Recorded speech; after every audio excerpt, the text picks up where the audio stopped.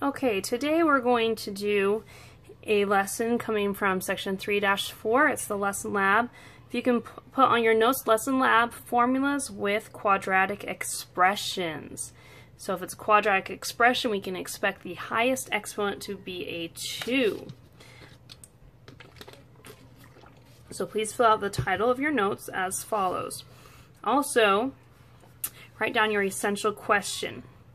The EQ, or essential question, is: how is solving an equation such as 5 equals x squared plus 1 similar or different to solving an equation such as this volume equation, v equals 1/3 pi r squared h for r? Okay, that is the volume formula for a cone, and we're going to do that as our second example. I want you to talk about the similarities and differences of solving these two equations. They're both quadratic equations because they're square. The highest exponent is a square. Okay, we're going to start first by taking the area formula, example 1, area formula for a circle. Area formula is pi r squared, and we're going to solve for r. Now there's actually two unknowns. A, we do not know. R, we do not know. Pi is a number. Okay, but the same rules apply for solving for variables. A specific variable, even when there are two variables present. We want to isolate r. So we're going to, again, our goal is here to get r by itself. And we do that by using inverse operations. Okay, so pi r squared. What's the easiest thing to move away from r? Something by its side or something on its shoulder? I'd probably say something by its side. We kind of, when we solve equations and move things from side to side with inverse operations, we kind of do reverse of, please excuse my dear Aunt Sally. So normally exponents comes before multiplication, but in this case I think it's easier to undo the multiplication. So we're going to do that by dividing by pi, because it was pi times r squared.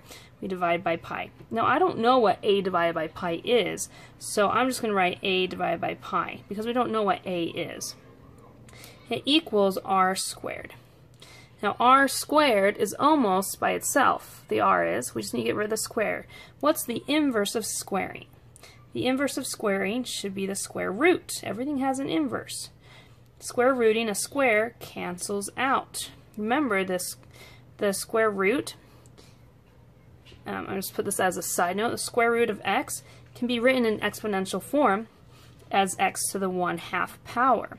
So if I have the square root of x squared, I really have x squared to the 1/2 power. Remember that index is a 2?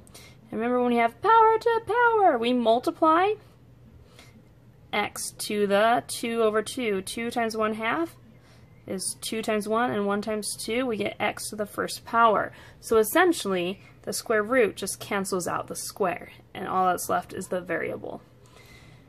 So we now have just r, because the square root cancels out the square, and the square root of a over pi is on the other side. And that's as far as we can go. That is our answer for solving for r. The reason that's as far as we can go is because we don't know the value of a. So all we're doing in this case is just rearranging so that the variable we're asked to solve for is by itself. Now, for example 2, we're going to use the volume formula of a cone. This volume formula is v equals 1/3 pi r squared h. We're going to solve again for r. Okay, the exercise we're doing here is solving for the quadratic variable. Notice how the r has the squared. That's why we're solving for that. That's why the directions will ask you to solve for that variable. So there's a lot of things next to the r. We need to move them. So there's 1, 2, 3, 4 friends next to the r that we need to move. Okay, we can do this in 4 steps, or I can actually do it in just a couple steps. Notice how all of these are being times 2r. The inverse of timesing is dividing. So if I just want to, I can divide all of the ones being multiplied at the same time. If I do it to one side, I have to do it to the other side. So 1/3 divided by 1/3, the reason I want to divide that is so it cancels out. Pi divided by pi, again, I divided so it cancels out. H divided by h cancels out to 1. And I'm left with r squared equals v over 1/3 pi h. Okay, before I work with the 2, I'm going to fix this fraction. We never, ever, ever leave fractions in the denominator. Do you remember how to divide by a fraction? Divide by a fraction. You flip and multiply. Maybe you've heard the phrase, I like this phrase better actually. It does the same thing, but I think it's more specific. Copy dot flip. So we're going to copy the first, which is the numerator, and the denominator parts that are staying, and then I'm going to put a dot. The dot means times, and then I'm going to flip the 1/3 because having a fraction in the denominator is a no-no. So instead of 1 over 3, I'm going to flip it, so it's 3 over 1 equals r squared. So all that really does is just puts the 3 in the numerator. V times 3 is just 3v over pi h. This equals r squared. Okay, look, r is almost by itself. We're almost done. The inverse of squaring is square rooting. So we're just going to square root. Square root cancels out the square.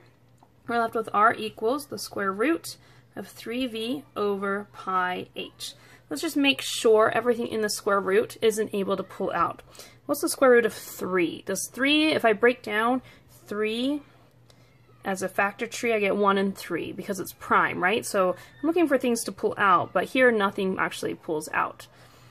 What about the v? Are there 2 v's to pull out? Nope, there's only 1. Pi, do we have 2 pi's? Nope. Do we have 2 h's? Nope. So you do want to verify that, but that's as far as we can go, and so that is our answer for that one. Just solving for the requested variable.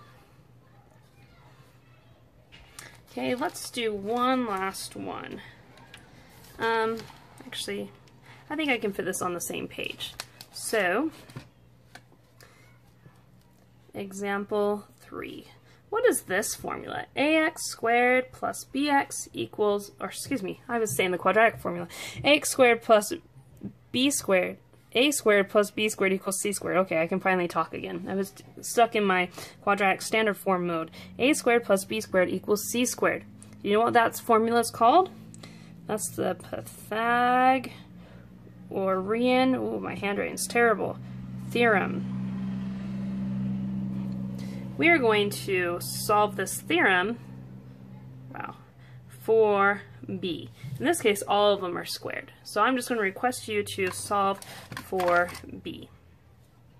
Okay, solving for b means we need to get it by itself.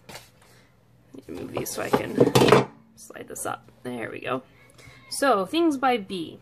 We have an a squared and we have a squared. We're going to undo addition and subtraction first. Again, kind of the idea of reversing. Please excuse my dear Aunt Sally. When we're doing inverse operations, generally we're going the opposite direction. So addition and subtraction would come first. I'm going to make this whole term, a squared plus b squared. I'm going to take the whole term. So I'm going to subtract a and the squared.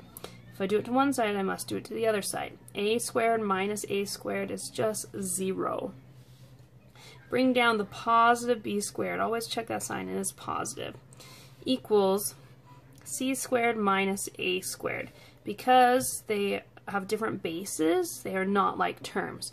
And oftentimes I would put the a first, but because there's a minus sign, it just looks nicer to actually put the minus in the middle versus in front. Okay, b squared. B is almost by itself. Again, what's the inverse of squaring? You should know this by now. It's square rooting. So the square root of b squared is just b equals the square root of c squared minus a squared. Now, you see there are two c's. Can I pull that out? The answer is actually no. We cannot pull out our pair of c's because there's a minus. We are only allowed to pull out if we are multiplying our neighbors. Okay, we're only allowed to pull out if we multiply our neighbors.